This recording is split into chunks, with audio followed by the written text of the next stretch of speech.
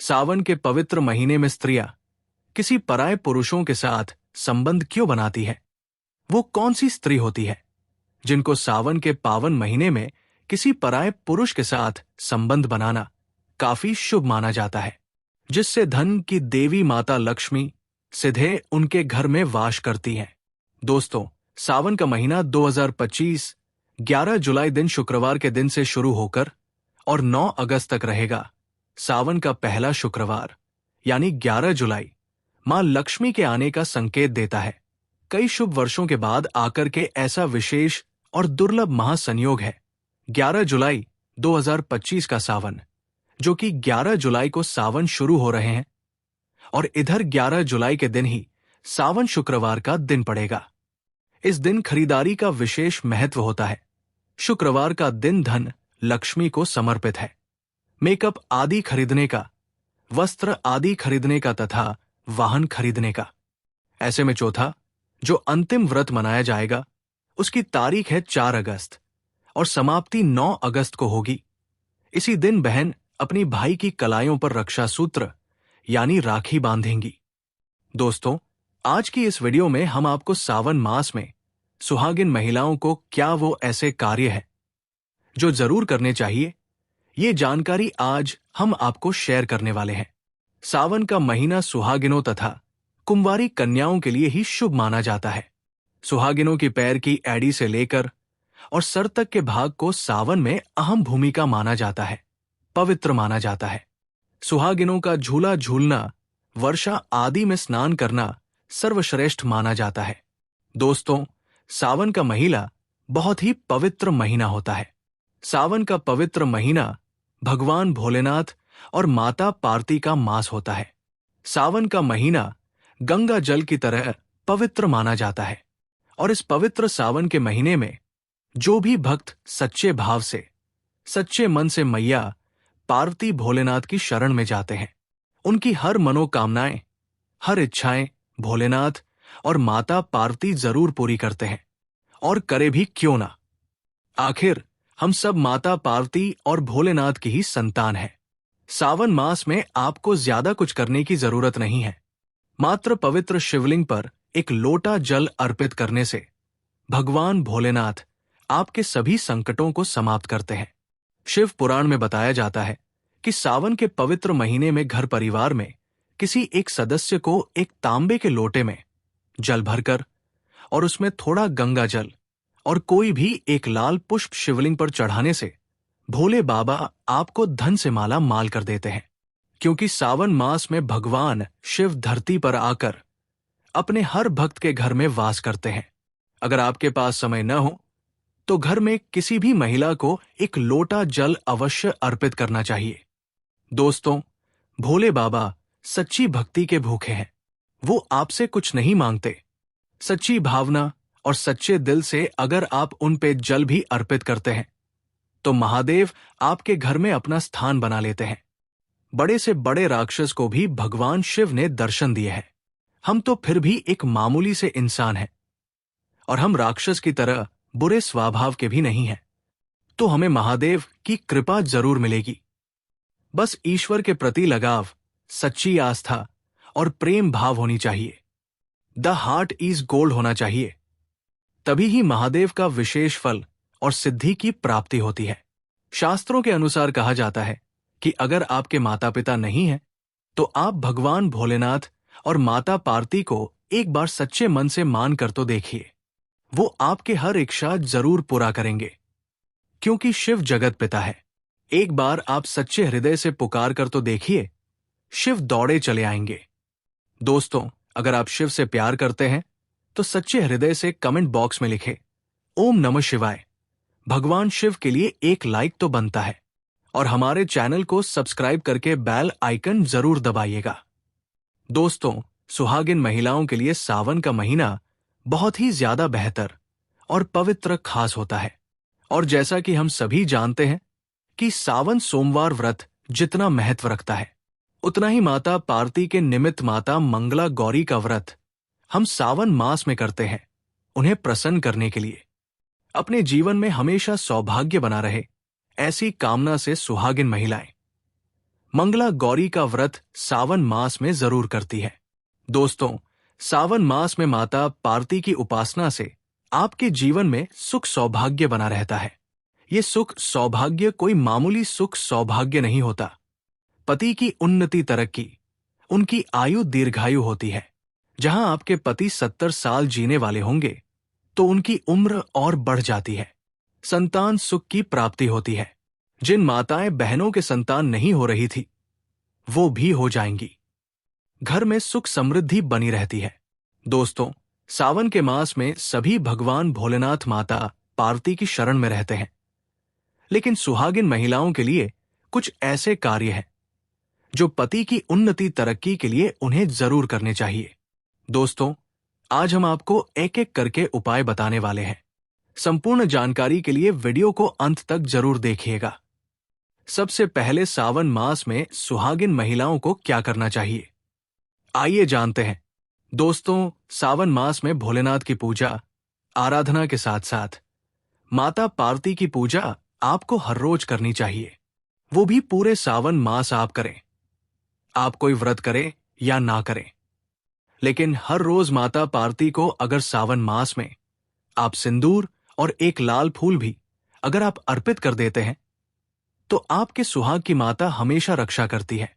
किसी भी प्रकार की अगर पति को स्वास्थ्य संबंधी समस्या है तो आपको ये कार्य तो जरूर ही करना चाहिए। माता पार्वती कभी अपने भक्त को निराश नहीं करती है। दोस्तों, माता को एक लाल फूल अर्पित करें। रोजाना गुड़हल का फूल हो तो बहुत ही अच्छा रहेगा। और लाल सिंदूर रोज माता को अर्पित करें और फिर अपनी मांग में भी जरूर भरें। ये कार्य आपको करना ही करना चाहिए और ये उपाय सभी के लिए है। दोस्तों, अब जानते हैं दूसरा कार्य। सावन के महीने में आपको और हर सभी सुहागिन महिला को ये जरूर करना चाहिए। देखिए दोस्तों, ये सावन मास है, हरियाली का मास है, बारिश का मौसम भी होता है। हर तरफ हरा ही हरा इस समय दिखाई देता है। यानी साफ साफ कहा जाए तो इस मौसम को प्यार का महीना भी कहा जाता है। और ऐसे में हरे रंग का सावन के महीने में बहुत विशेष महत्व होता है। दोस्तों, ऐसे में सावन के मास में सुहागिन महिलाओं को हरी चूड़ियां, हरे कपड़े जरूर पहनने चाहिए। ऐसा करने से आपसे माता पार्वती भोलेनाथ बहुत प्रसन्न होते हैं और उन्हें सदा सौभाग्यवती रहने का आशीर्वाद देते हैं। उनके पति को दीर्घायु रहने का आशीर्वाद देते हैं। दोस्तों, इसीलिए आपको सावन के महीने में हरे रंग का उपयोग जरूर करना चाहिए। चूड़ियों में करें, कपड़ों में करें, पर हरे रंग का इस्तेमाल जरूर करें। ऐसे में आप भगवा रंग भी पहन सकते हैं। लाल, पीला, हरा, गुलाबी तथा लाल रंग बहुत ही शुभ और पवित्र माना जाता है।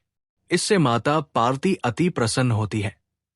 लेकिन याद रहे, सावन के पवित्र महीने में काला वस्त्र तथा सफेद रंग का कपड़ा सुहागिन महिलाओं को नहीं पहनना चाहिए। सुहागिन महिलाओं के लिए ये रंग अशुभ माना जाता है। हमारे वेदों के अनुसार जब से हमारी सृष्टि की संरचना हुई है तभी से वधु को शादी में लाल जोड़ा ही पहनाया जाता है। लाल, हरा, गुलाबी, महरून, ऑरेंज कलर ये सब शादी के जोड़े में वधु को पहनाया जाता है। भगवान शिव का जब विवाह हुआ था तब माता पार्वती लाल जोड़े में थी। विष्णु जी का विवाह हुआ तो माता लक्ष्मी लाल जोड़े में थी। भगवान गणेश का जब विवाह हुआ तब रिद्धि और सिद्धि लाल जोड़े में ही थी। शास्त्रों से आप अनुमान लगा सकते हैं कि लाल जोड़े का महत्व एक सुहागन के लिए कितना है। इसलिए सावन के महीने में लाल जोड़ा, लाल वस्त्र, लाल चूड़ी, मांग में लाल सिंदूर, लाल बिंदी लगाना, पैरों में लाल महावर लगाना आदि शुभ और मंगलकारी माना गया है, विशेष माना गया है, शुभकारी माना गया है। इससे सावन में 4 चांद लग जाते हैं और देव शक्तियां प्रसन्न रहती है। दोस्तों, तीसरा कार्य, सावन के महीने में किसी भी सुहागिन महिला का गला खाली नहीं रहना चाहिए। खास तौर पर हर सुहागिन महिलाओं को सावन मास में मंगलसूत्र जरूर धारण करना चाहिए। यदि आपके पास अगर मंगलसूत्र उपलब्ध नहीं है तो आप अपने गले में मोतियों की चैन भी पहन सकते हैं। लेकिन सावन के मास में महिला का गला बिल्कुल भी खाली नहीं होना चाहिए और अगर मंगल सूत्र है तो आपको मंगल सूत्र ही पहन लेना चाहिए। दोस्तों, खास बात का ध्यान ये रखिए कि मंगल सूत्र कहीं से भी टूटा हुआ ना हो, गला हुआ ना हो। किसी भी प्रकार से अगर मंगल सूत्र में कोई दिक्कत है तो आप उसे फिर से अच्छे से तैयार करवा लें और इसके बाद उसे सावन के महीने में पूरे मास कम से कम आपको जरूर धारण करके रहना चाहिए। जब किसी के पति की मृत्यु हो जाती है तभी ही उसके गले से मंगल सूत्र तोड़ दिया जाता है, उसे मंगल सूत्र से वंचित कर दिया जाता है।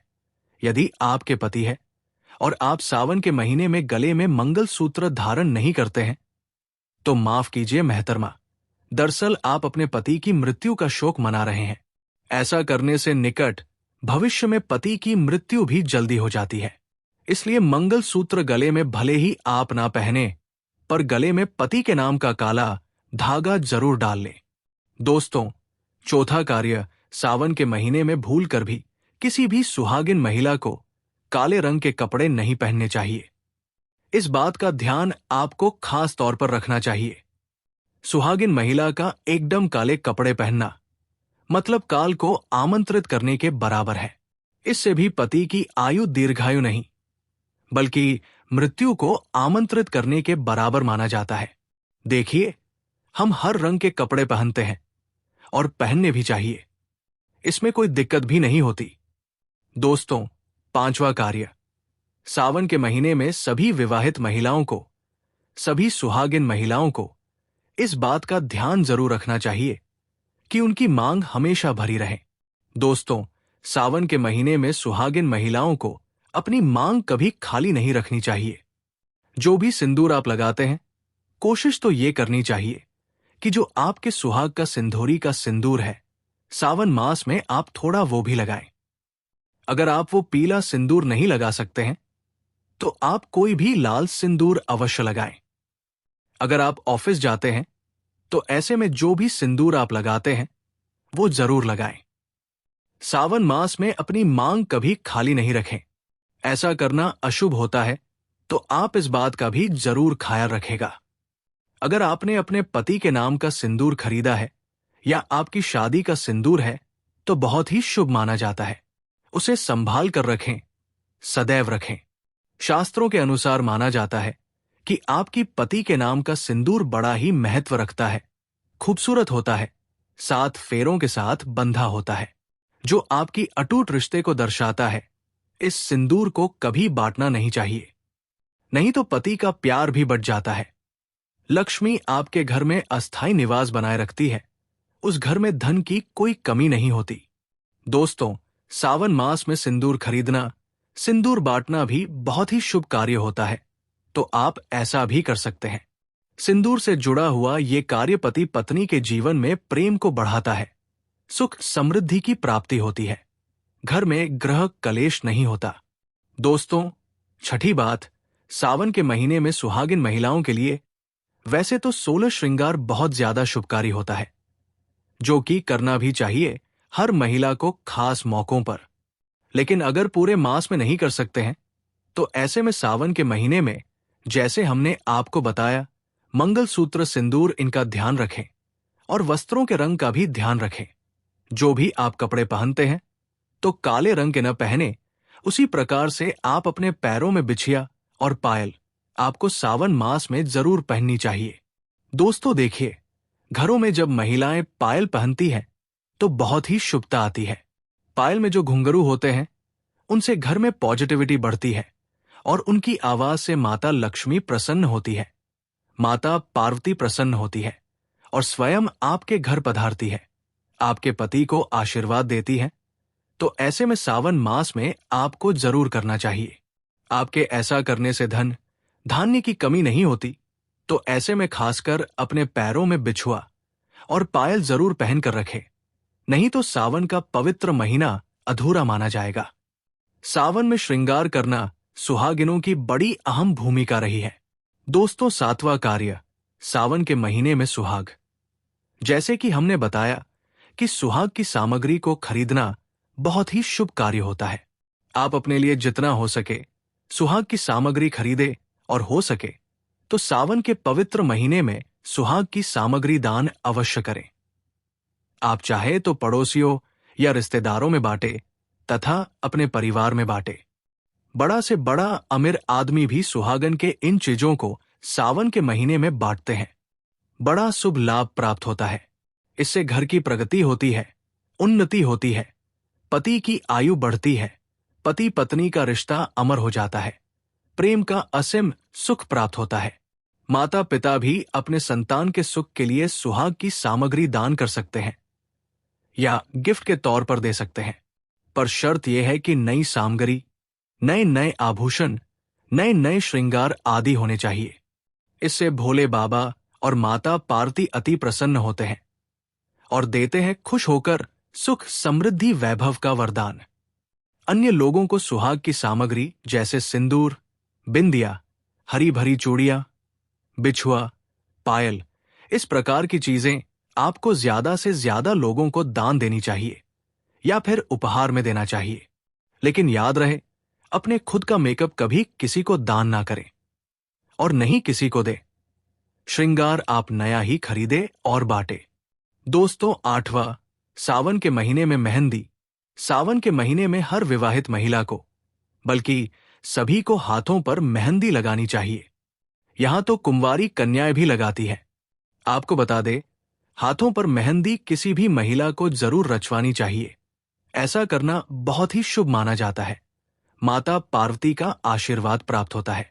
ऐसी सभी चीजें सुहाग की निशानी होती है और सावन के मास में माता पार्वती की पूजा व आराधना के साथ साथ अगर हम इन कार्यों को करते हैं तो इससे माता हम पर प्रसन्न होती है और हमें मन चाहा आशीर्वाद देती है।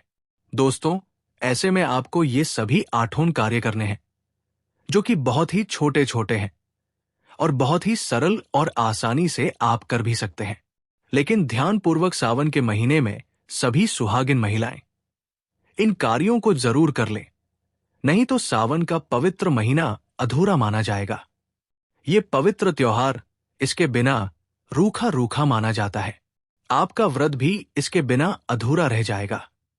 सावन में छोटी छोटी कन्याओं को चूड़ियां भेंट करने से, बिंदिया भेंट करने से, पायल भेंट करने से, पायल भेंट करने से और अपने हाथों से खुद उनके कलाइयों में चूड़ियों पहनाने से नव देवी अर्थात ब्रह्मांड की देवी प्रसन्न होती है।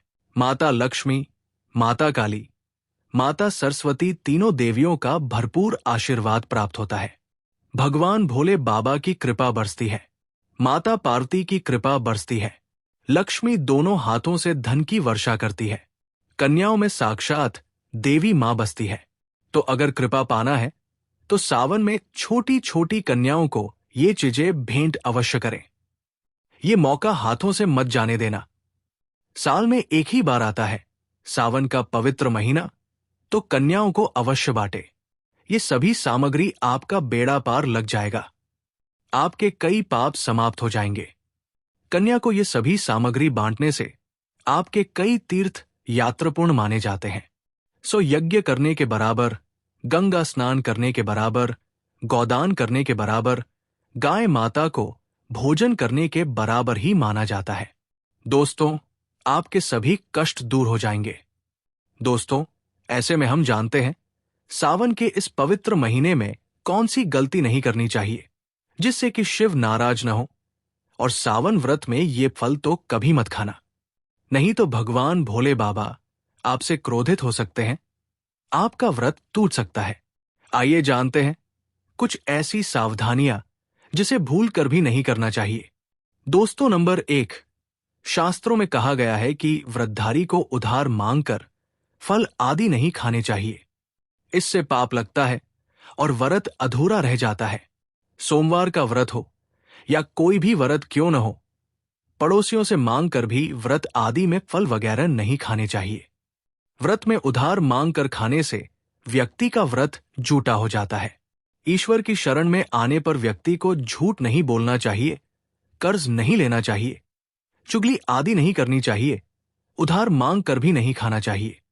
अगर आपको कोई अपनी मर्जी से खाने के लिए व्रत में कुछ देता है तो उसे आप खा सकते हैं, लेकिन व्रत में कम से कम उधार मांगकर फल आदि नहीं खाना चाहिए। इससे पाप लगता है और व्यक्ति की पवित्रता भंग हो जाती है।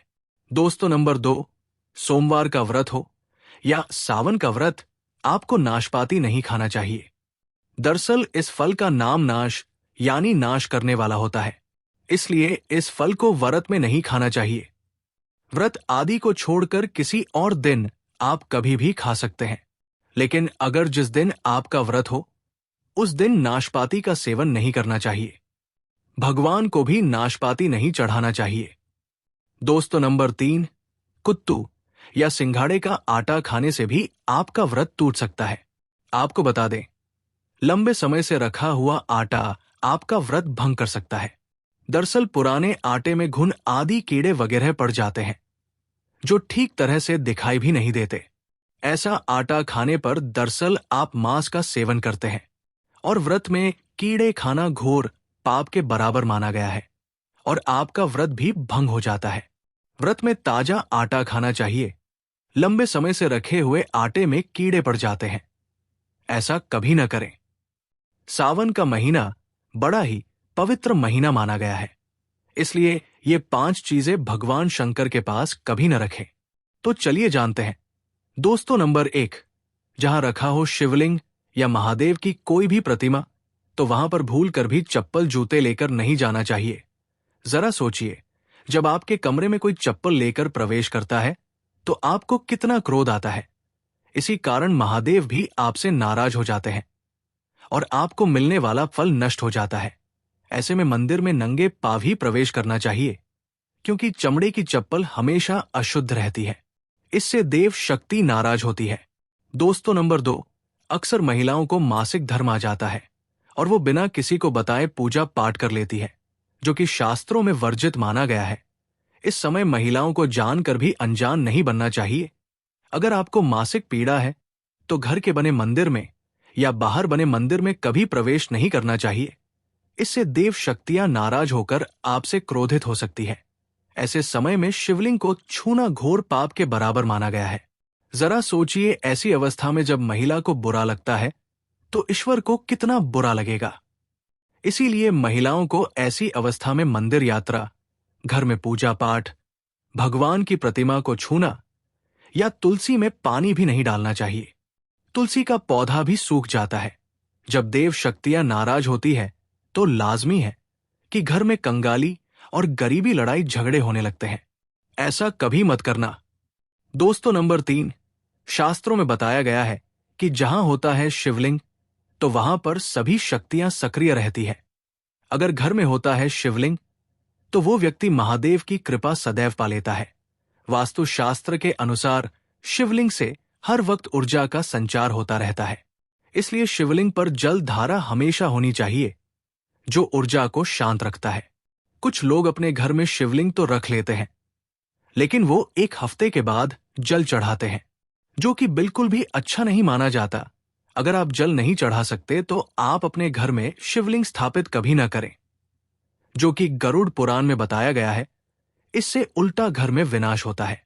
दोस्तों नंबर 4, शास्त्रों में बताया गया है कि तुलसी और महादेव का बैर माना गया है।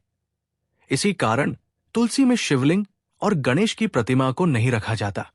कई लोग जाने अनजाने में शिवलिंग को तुलसी में रख देते हैं और घर में परेशानियां आना शुरू हो जाती है। इससे महाशक्तियां क्रोधित हो जाती है। शिवलिंग पर तुलसी भी नहीं चढ़ाना चाहिए। तुलसी में और शिवलिंग में कुछ दूरी होनी चाहिए। दोस्तों नंबर 5, घर का मंदिर या बाहर का मंदिर, किसी भी मंदिर में ऐसे व्यक्ति को प्रवेश नहीं करना चाहिए जिसने स्त्री प्रसंग अर्थात संबंध किया हो या उसने मांस खाया हो। अगर आप शारीरिक रूप से गंदे हैं तो मंदिर के आसपास भी नहीं जाना चाहिए। घर के बने मंदिर में कोई कपड़ा आदि डाल देना चाहिए। जरा आप ही सोचिए, क्या आप मांस खाकर या स्त्री के साथ शारीरिक संबंध बनाकर भगवान के पास जाएंगे? और क्या वो आपसे प्रसन्न होंगे? बिल्कुल भी नहीं। वो आपसे क्रोधित हो सकते हैं और आपसे नाराज हो जाएंगे।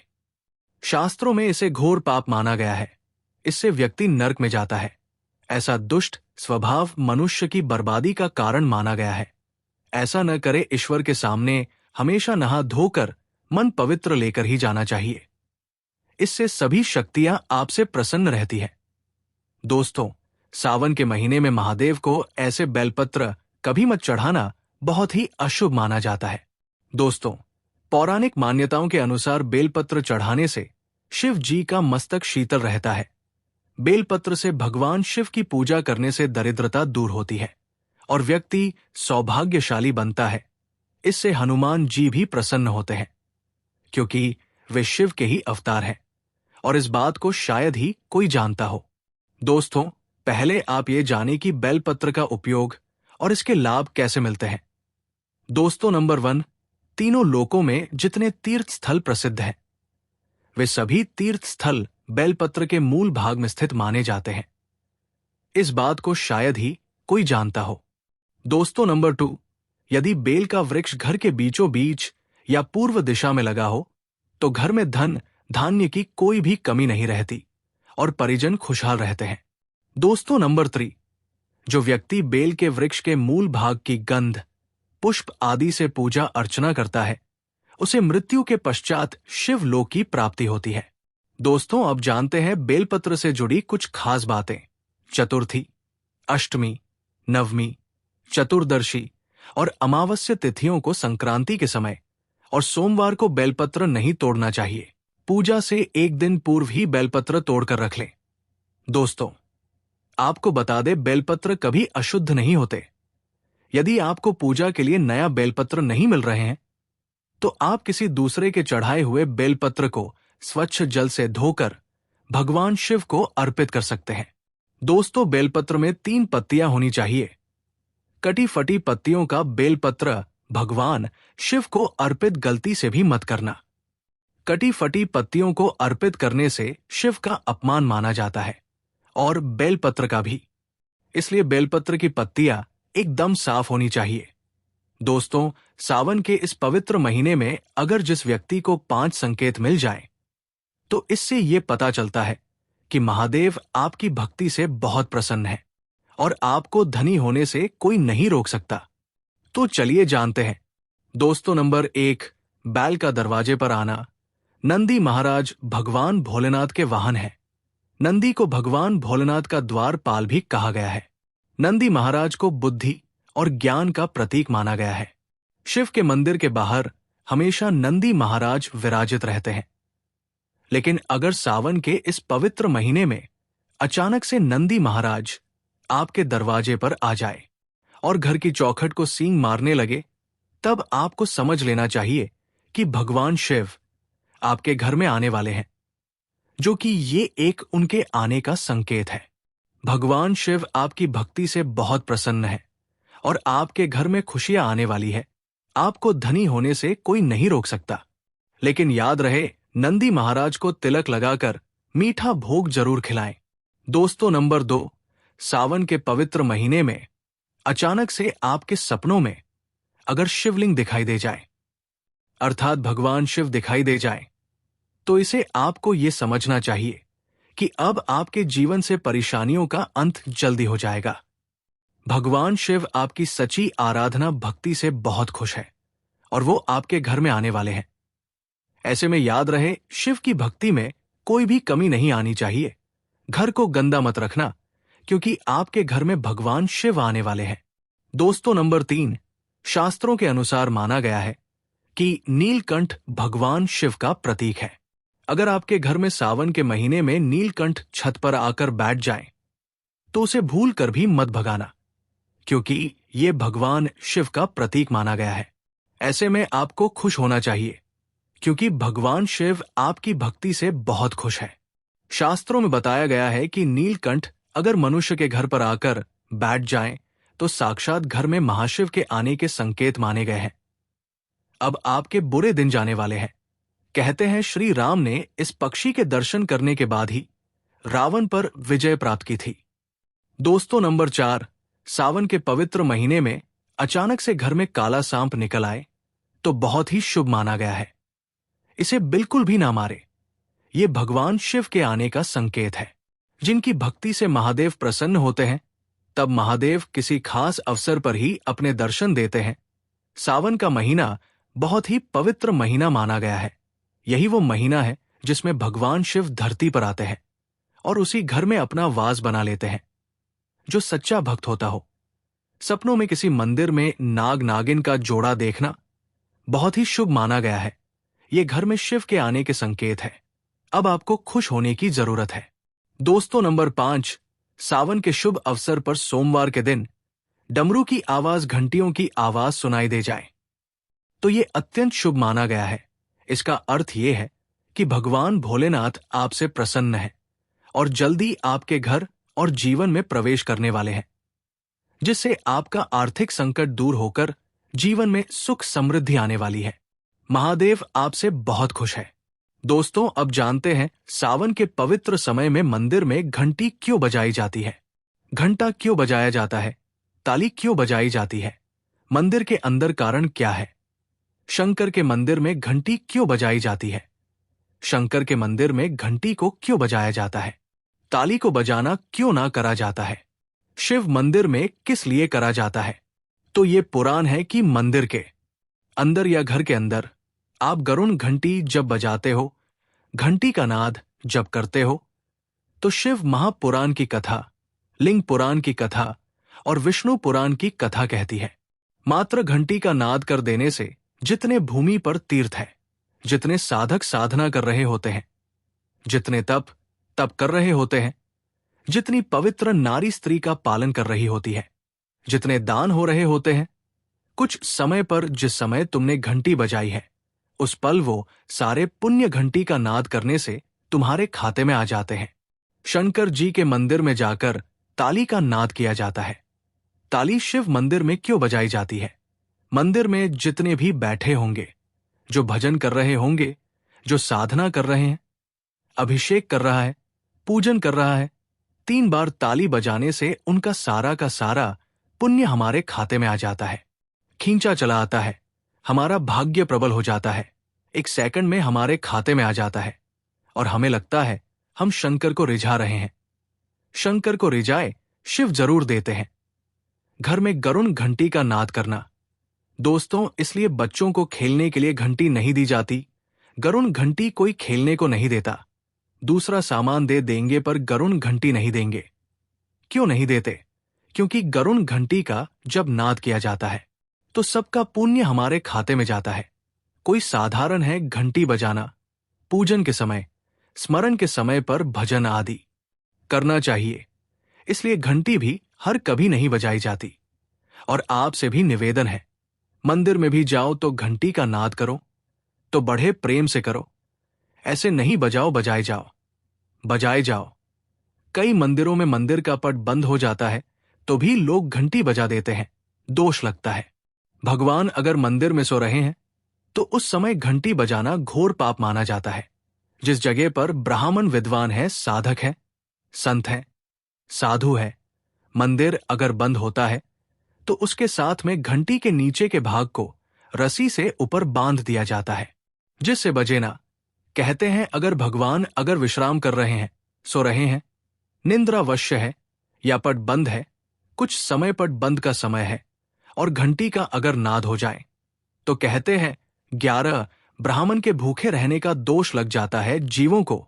मात्र घंटी बजा देने पर अगर भगवान विश्राम में है, पट बंद, दरवाजा बंद और लिखा हुआ है समय, मंदिर खुलने का समय 11 बजे से 3 बजे तक मंदिर बंद होने का समय, और तुमने यदि समय देख लिया और तुम उस समय कह रहे हो मैं दूर से आया हूं, घंटी तो बजाऊंगा, तो ऐसा करने से कई लोगों के भूखे रहने का दोष आपको लग जाता है। घंटी बजाने का सबसे शुभ समय माना जाता है सुबह 4 बजे से लेकर सुबह 11 बजे तक। अत्यंत दुर्लभ और मंगलकारी माना जाता है इस समय घंटी बजाना। और रात के समय शाम 6 बजे से लेकर रात्रि 12 बजे तक पूजा पाठ तथा घंटी बजा लेनी चाहिए। 12 बजे से पहले तथा 12 बजे के बाद मंदिर के पट बंद कर दिया जाता है। इस समय देवी देवता विश्राम करते हैं, निद्रा में चले जाते हैं। इस समय उन्हें जगाना मतलब घोर पाप के भागीदार बनने के बराबर है। आप अपने पुण्य नष्ट कर सकते हैं। अगर आप वाकई में भगवान शिव का आशीर्वाद प्राप्त करना चाहते हैं तो सच्चे मन से कमेंट बॉक्स में लिखें हर हर महादेव ओम नमः शिवाय। दोस्तों, अगर आपको हमारी वीडियो पसंद आई हो तो इस वीडियो को एक लाइक करके चैनल सुखी संसार को सब्सक्राइब जरूर करें। धन्यवाद।